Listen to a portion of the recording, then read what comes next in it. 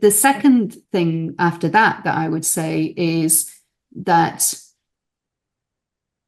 the more you work in your business, the less your business is worth.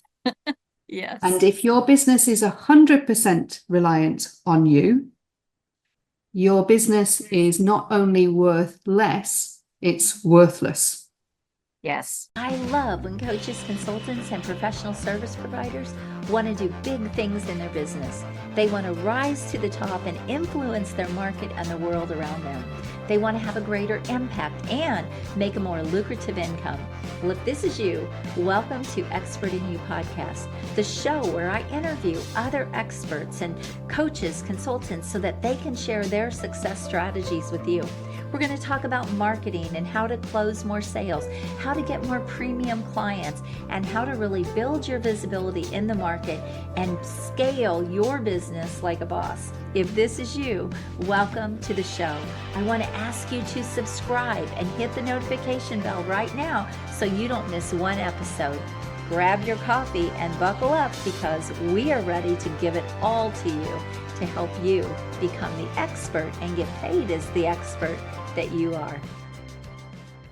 Welcome back to another episode of Expert in You podcast. I'm your host, Jan Carden, and I'm really excited for my guest this week because her name is Christine Nicholson. She's right outside of London, but she has been Business Mentor of the Year, and she has a lot of great things going on in her business, and I know she's going to be a fantastic guest to bring in massive value. So, Christine, welcome to my show.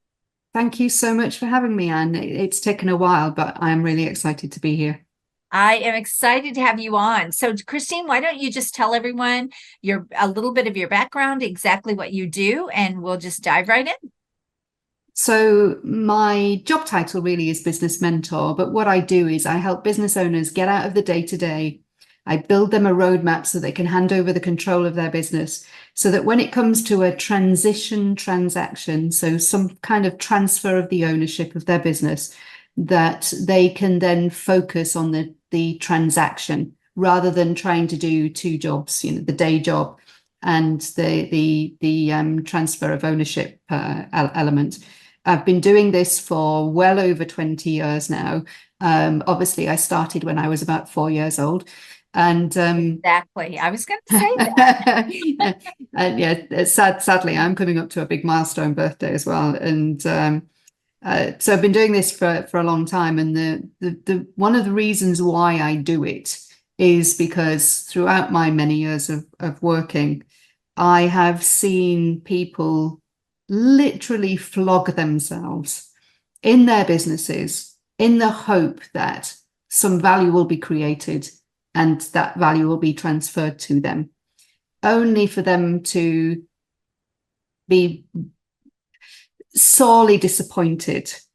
And of course, what happens is that the transfer of wealth doesn't happen, but the complete opposite happens. The wealth wanes away. It's almost like it seeps out of a leaky bucket. Mm-hmm. Until there's no value left. And that's not really of a benefit to current business owner. It's certainly not a benefit to any of the stakeholders in that business, and is not of any benefit to the next generation. I love that. I love what you're doing because it's so important, because I believe if we've been called to being a business owner, being an entrepreneur, we've been called to bigger things. And so many people get into business and they really don't think about the long game and the end game. And we're all going to exit our business at some point in some way, shape, or form, whether it's chosen or not chosen, or it happens for us. Based in, could be health, it could be, the inevitable death, right? There are a lot of things that can happen. And if you're not thinking this way, the likelihood of you having something that's going to be worth anything is not very likely. And the other side of that too is it's really sad that you've put all this time and this effort and this energy into building something up, and now it, like you said, it just seeps out and it just sort of goes away. And so many business owners do not think about this could be a retirement plan, this could build wealth, and from someone who has sold 5 of the businesses that I've built, I just know it can be a life changer, not just for you, but even for other generations and people around you. So that's why I wanted you on here, because this is a subject that's really near and dear to my heart as well, and to think bigger, have a bigger vision. And so you've done some great things. So let's talk about, first of all, you were Business Mentor of the Year, so that's quite impressive. But you also do some fun things, and I want to talk about those hobbies that you have too that are not common. So we'll dive into that too. So this is just going to be a great show. So what are, in your opinion, the top 3 things that people need to really start considering when they are building their business, growing their business, that if you have to look at like the big picture and the top 3 things, what would that be for you? Okay. So a lot of people just think about the income level. They're just thinking about generating revenue to generate profit, and so that they can get their dividend. And that is one, obviously the profit is one way of looking at the value of the business, but that's I would call that the transaction value of a business. And then you've got to think about the capital value of the business, i.e. what value are you creating that can be transferred to someone else. So I would never tell anybody to, forget profits, because profits are the things that feed you today. Right. But start thinking about the capital value of your business. So keeping an eye on the profit, but having a strategic way of thinking about not only this year's profit, next year's profit, but the long-term capital value. The other thing is, and I would remind people of this, that literally nobody cares about your business. Right. Like literally nobody cares. Like if you think about it, your business is just a collection of papers that make it a legal entity. People care about people. So you can think about the value of your business being the sacrifice that you've made, the fact that you've not Blood, taken sweat, and tears. Oh, right. yes, yeah. But to be honest, all of that, nobody cares about your tears. Nobody cares about your sweat. Nobody cares about your blood. What they care about is their own return on investment. And so my first thing is think about building capital value.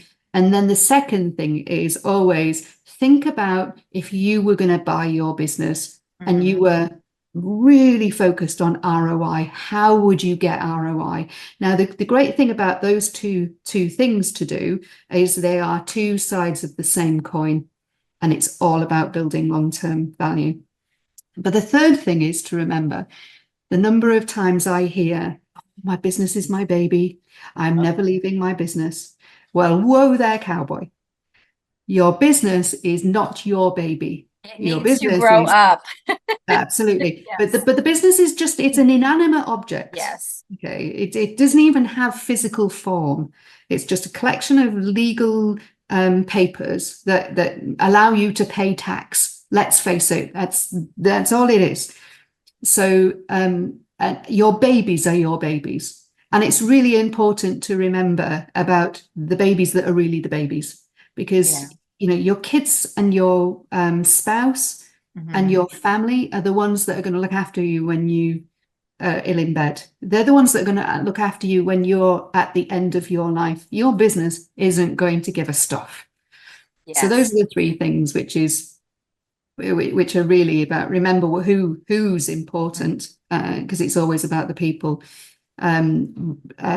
Focus on building capital value, and then look at your business as if you were a completely ruthless ROI focused buyer. Yeah, I think that's so important to really think about. I love the question you said, if you were going to buy your business, because so many business owners think that people want to buy an income. You're not going to invest in buying an income. Most people are not investing in a business for that reason. They can go make their own income. And to think that they're going to pay all of this money to work their tail off to make an income doesn't, if you really think about that, it doesn't Yeah. make sense. Most people are not going to do that. I can remember having a conversation with a business owner one day that was wanting to exit. And she started explaining to me what she did. And I said, but what are people buying? Because you're like working 80 hours a week. And why in the world would I want to invest money into that to only make the amount of money that you're making? And she had never thought about it that way. So I'm really glad we're having this conversation. Yeah. But If I can just add, because I had this conversation this week with somebody who hooked onto one of my lead generators and then booked a call to speak to me. Now, normally I wouldn't have spoken to this lady because she didn't satisfy my client criteria, but for some reason I just let the call go through. And I said, tell me about your business. And about 12 minutes later, I said, I am going to repeat back what I've just heard you tell me. And she ran a premises-based business where she owned the premises. And she operated out of this set of premises, providing services to people. And she broke even. So she said, I have to work 40 hours a week and we make all this money and I pay my staff and I don't owe anybody anything and we break even. And I said, so how much rent do you pay? And she said, what do you mean? And I said, well, you own the premises. So how much rent does the business pay to you, the landlord? And she said, well, I've been operating for nearly 30 years and I've never paid myself rent. So her business has actually been losing money all the whole time she's been operating, because she's literally been playing a zero-sum game. She's been generating enough revenue and profit. Well, no profit. She's generated enough to cover the minimum without ever considering that just because she happens to have inherited a property that hasn't cost her anything, and she covers the cost of the services, I don't know how it works in America, but here we have like business taxes for premises. So she can cover all of that, but she doesn't pay any rent to herself. Right. Which isn't going to work for someone else, by the way. No, I know. And she step into that situation and now they have to pay for that. Nearly 30 years, and her accountant had never told her that. And that accountant needs to be fired right now. I love that we're talking about this, because so many accountants are just they're just push, they're just taxes. I always say most accountants and CPAs, I don't want to speak poorly of anyone, but most of them, truthfully, there are two things. They are looking at the past. They're not future focused. That's the first problem with the business. So they're not, things are not current and what it's going to take to get you into the future. And the second thing is they're not a lot of times the right advisors to push your business into the future and to see your business the way you do. There's so many things that they cannot see and that they do not know how to do in business. A lot of times they're not even good at running their own businesses, just FYI. I'm glad you said so that, if you're dependent on them for your business growth and for your business to run and all of that, you are probably hurting a bit. So yes, absolutely. Not saying they're all like that. I'm just saying the majority are there just to do the books. They're bookkeepers. Yeah, absolutely. And it is the majority. In fact, I've written several books now, and I think in just about every book, there's a little chapter on how to find out whether your accountant is useless, or when, by the way, please set the expectation that they are useless, because most of them are. And it's really sad, because I work with a number of people that are in the accounting industry, and the ones that want to, and it'll be like many of the listeners to this show, you really want to do a good job. Right. Sometimes you just don't quite know what that looks like, being on the receiving end of it. And particularly with females in the accounting industry and females in business as a whole, I see a dearth of confidence, and there's this self-doubt and the questioning. And I can guarantee you that most female entrepreneurs undercharge for the services that they have. They undervalue themselves, they underpay themselves. There's a reason why there's a gender pay gap. And Yes. whilst men might facilitate it, women actually keep it going because they don't know how to step up and say, this is what I am worth. I absolutely believe that. And I talk about that. Obviously, that's one of the things I help people do in my business is get paid what you deserve to get paid for your expertise and your experience and all those things. And I totally agree with you. Women they accept less. In most cases, they're not. I just saw this morning someone that I was on her podcast just made it into Inc. magazine as one of the top 250 female-owned businesses in a male-dominated industry. And I already knew what she had done and everything. And it was so refreshing to hear that because she's really had to fight her way through that. But women need to do that. We have to step up and do that. So I'm glad you actually brought that up. Well, I listened to one of your previous podcasts. In fact, in preparation for today, I made sure I listened to a couple of episodes just because it was nice to have the tone of your voice. And by the time I come to record this, I feel like you're a friend that I'm just catching up with because I spoke to you the other day. So, and that is the great thing about this podcast is the warmth that came across when you were talking to other guests. And I know that one of the episodes that I was listening to was about that there was an element of worthiness and charging your worth, particularly when you were getting started. And so I have a real magic tip because, oh my God, this changed things for me. So when you first get started and you might not be so confident about charging for things, or you might be trying to do a beta run of something. And so therefore you might be willing to either work for less or in the odd occasion free. I don't advocate free, but if it is to get a bit of experience in something, then whatever it takes. So here's the deal. Decide what you're going to charge. And actually decide what a man would charge or what you would pay for someone else, and go and have a look at some of the things that they charge. And when you're providing a service at less than the value or even free, this is how I do it. I send the person an invoice for the full value of the service. And then I apply whatever level discount. So I don't send them an invoice that just says, here's a service, I'm going to charge you £20. I say, I would normally charge £4,000 for this. Therefore, here it is, the service, £4,000, and I'm going to apply a discount, and whether it's 100%, 50%, whatever.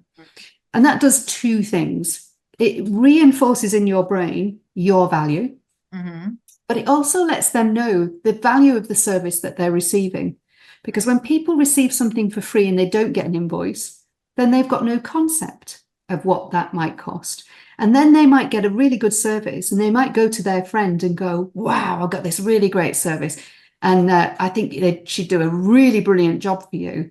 And they say, how much did it cost? And they go, I don't know, because I'm getting mine for free. Of course, now, whatever cost they were thinking of paying, it's going, by the time they talk to you, it's probably sub-zero. Whereas if the person who's receiving the discounted or free service actually has an invoice in front of them, they can say, well, she did a deal for me, but her normal fee is £4,000. And it's like, all of a sudden they've set the expectation. So you don't have to have the overcoming the objections of that's expensive. That's a great little tip, Christine. Now I don't do things for free. So me neither. and I don't teach that either, but that is really a great little tip. And I will file that one away for people that need to really think that way. I think that's great. I love it. So let's dive in here.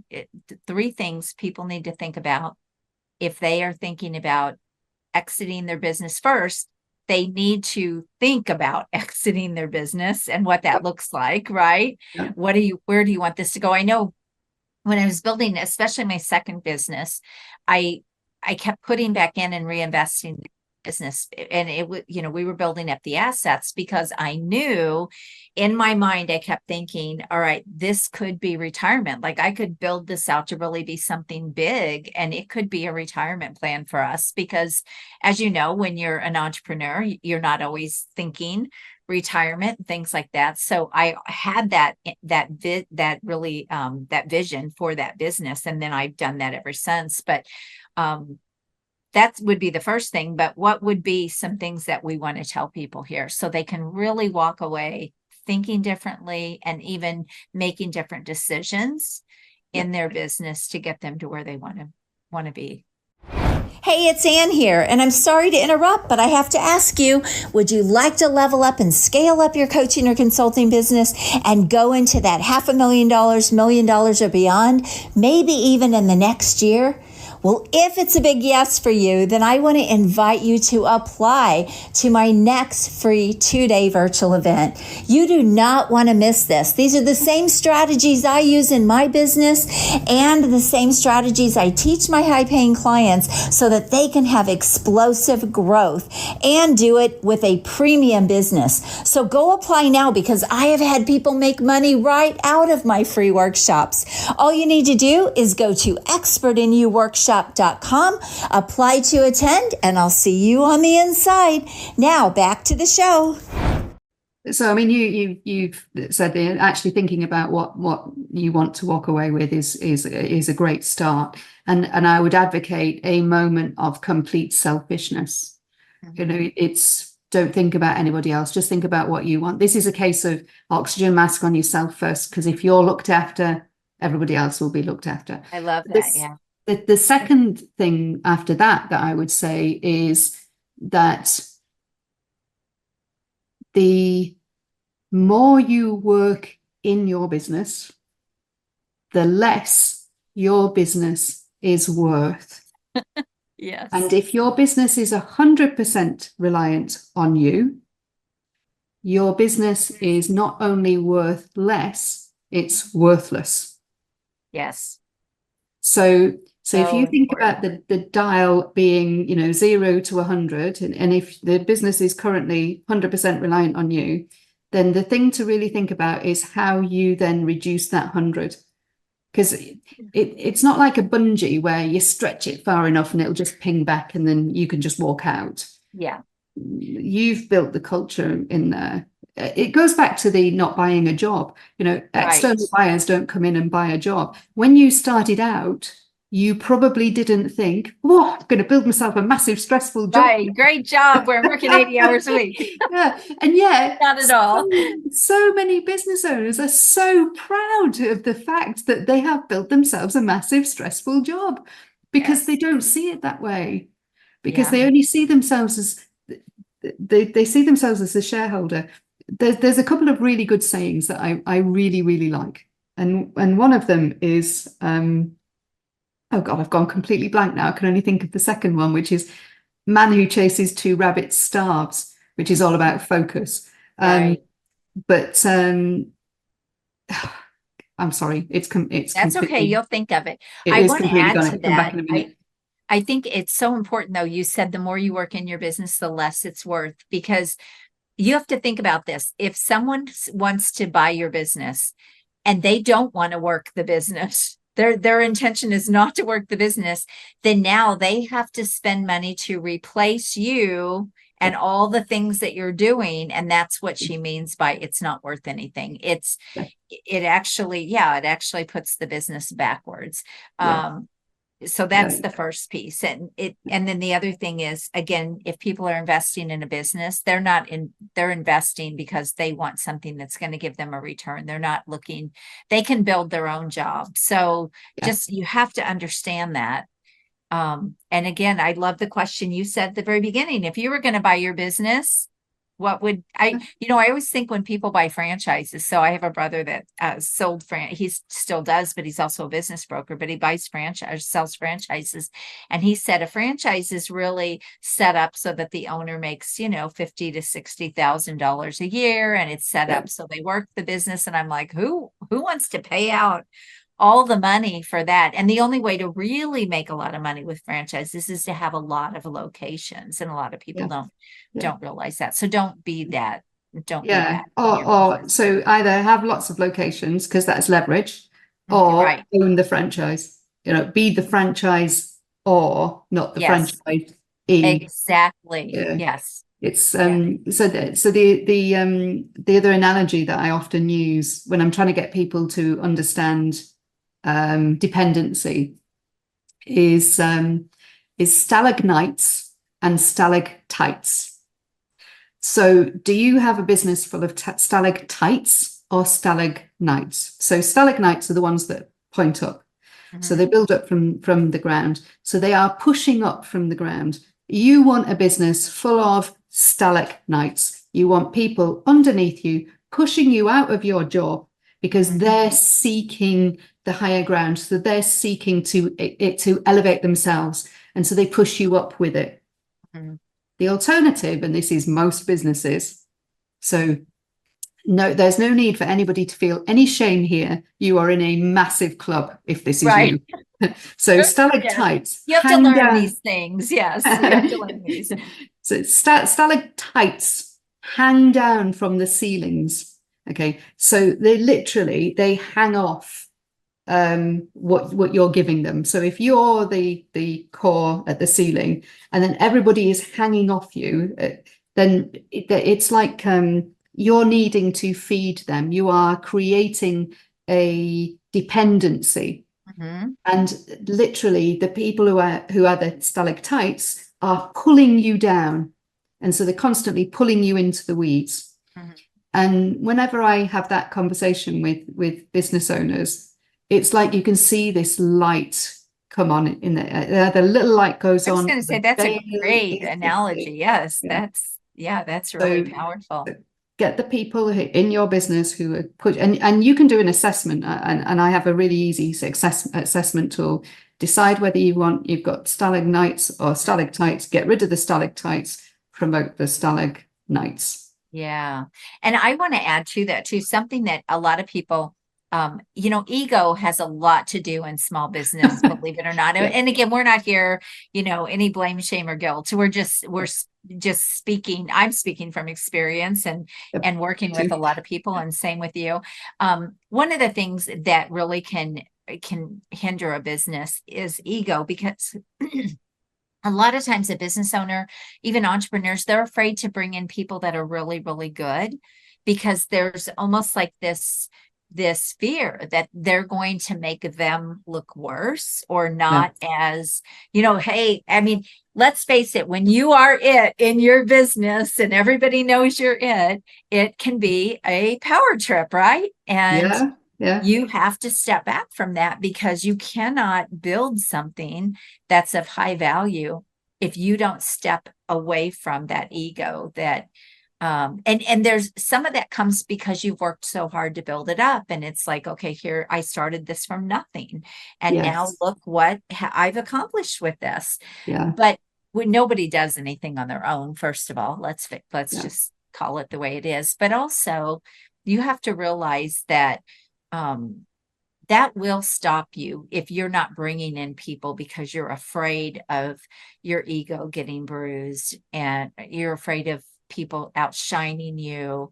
Those are just real things that go on in businesses. Do you agree with that? Absolutely. When it was literally around COVID time, I remember somebody booking a call with me, and the sound had barely come on to the audio had barely connected on Zoom, and this guy just launched straight into, I need to get out of here. He said, I am becoming the biggest problem in my business. And I'm like, when you realize that, okay, great level of self-awareness here, but what's the real problem? And when we got into it, it was like I've got a great team, and I brought them in from being students, and they're all fantastic. And he said, and I know I need to step back, but I can't quite stop myself interfering. And he said, because I'm afraid. And I said, what are you afraid of?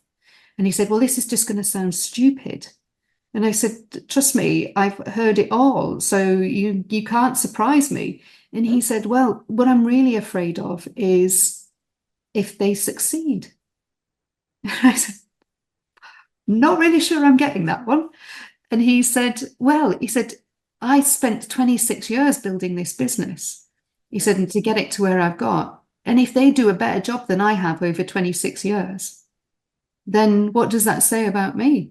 That's a real fear. It is. I said, well, have you thought that it might be that you do really good recruitment and training, that you've got people who will take it, something that you took from a standing start to 26 years, got to this far, and they are telling you that they are capable of taking it further.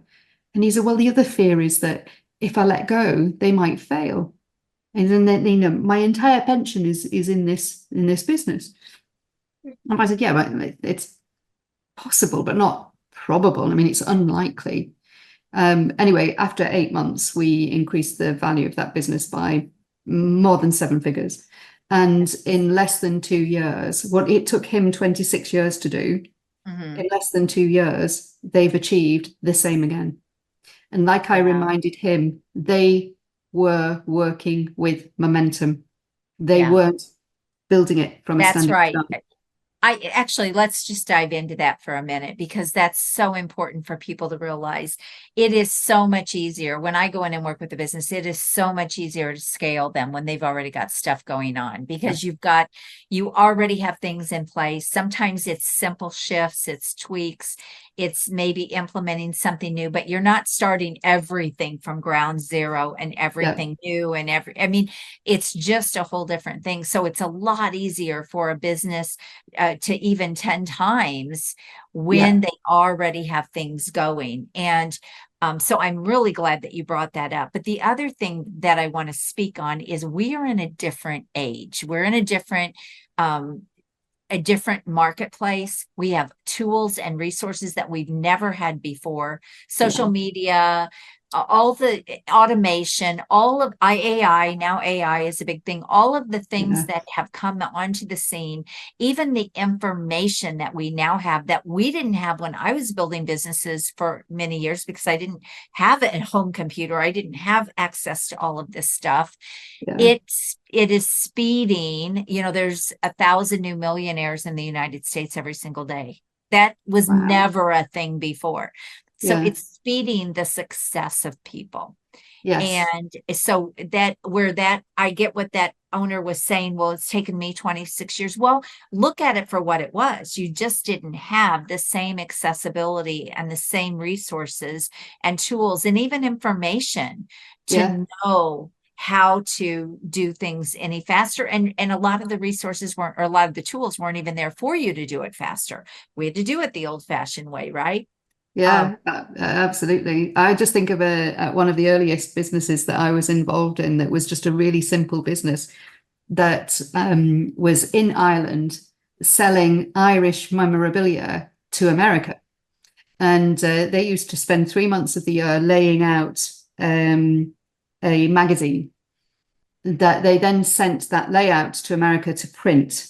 And then the printer printed it on a commission basis. So you kept on printing it. And then this magazine was actually sold, even though it was actually a catalogue, but it was sold because of the cost of print. And so we would make $1 million a year in profit just on the sale of the catalogue.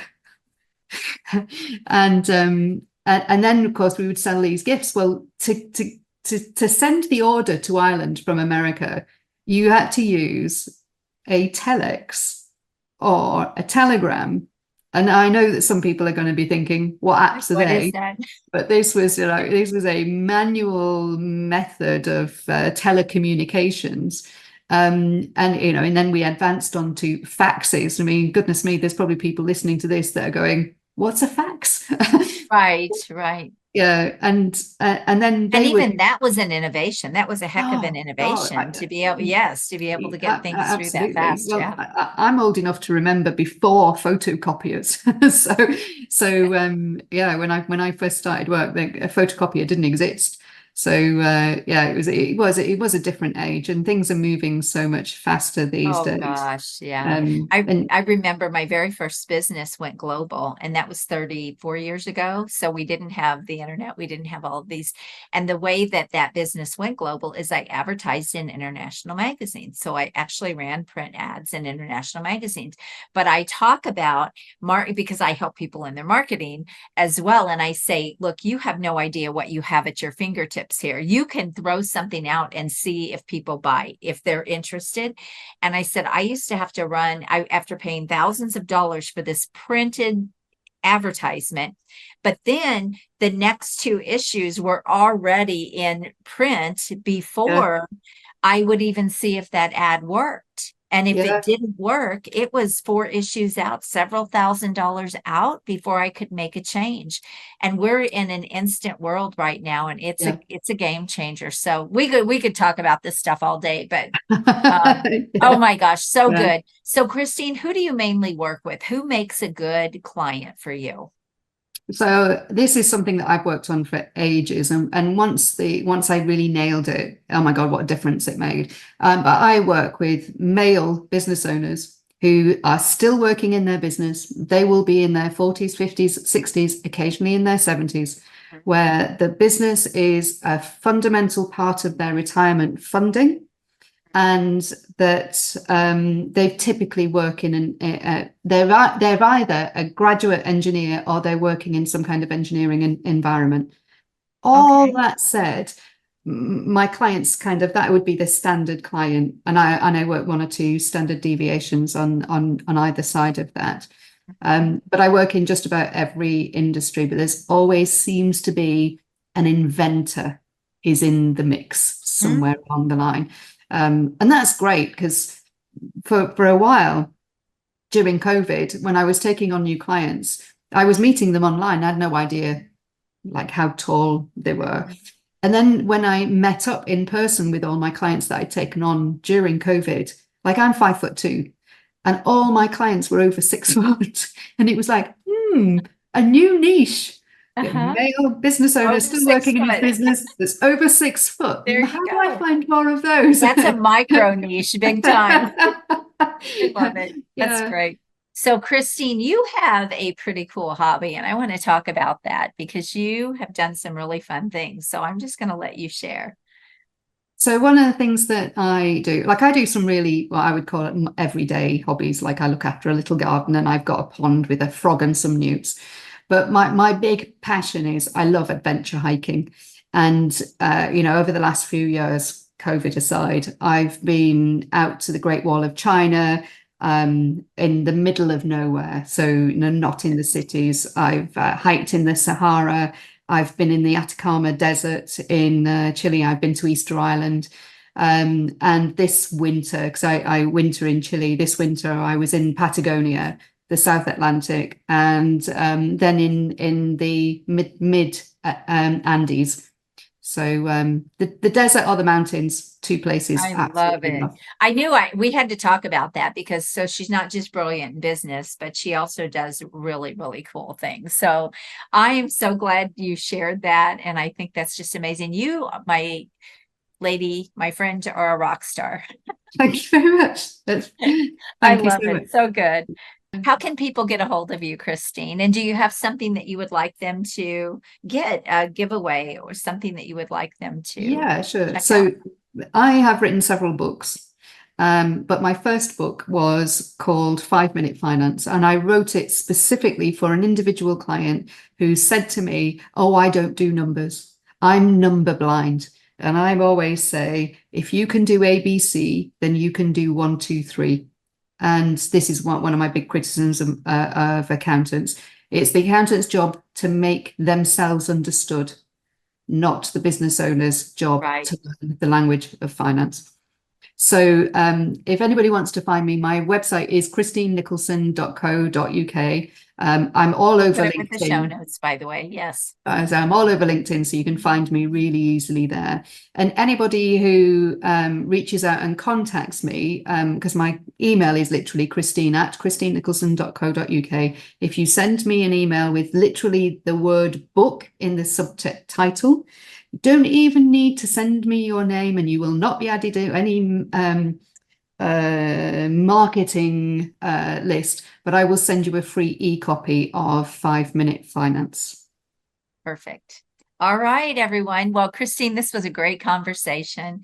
Always fun chatting with you and letting you share your expertise. And I love it because we both have worked in this capacity. So it was just really fun to be able to play off of that conversation. But you are so brilliant. And I was so impressed with you when I first met you. And I'm so grateful that you were on here with me to share your expertise. So thank you so much.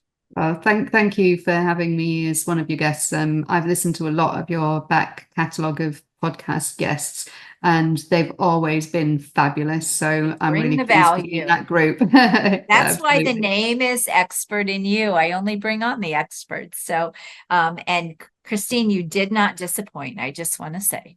Thank you very much. Thank you. It was great. Thank you so much. And everyone, thank you for being here for another episode. And make sure that you like this episode, download it, share it. I always say sharing is caring. So that people can get to know these experts. They might have a need for their services. They might take away a nugget that can just change everything for them.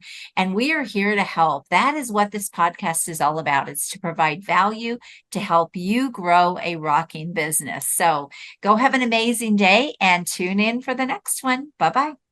If you've enjoyed this show, then I want to invite you to check out a free automated webinar where I show you how you can bring in ultra high fee clients for $25,000 to $125,000 or even more.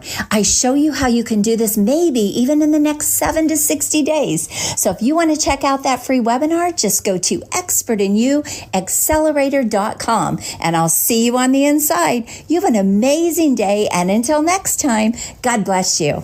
Go rock your business.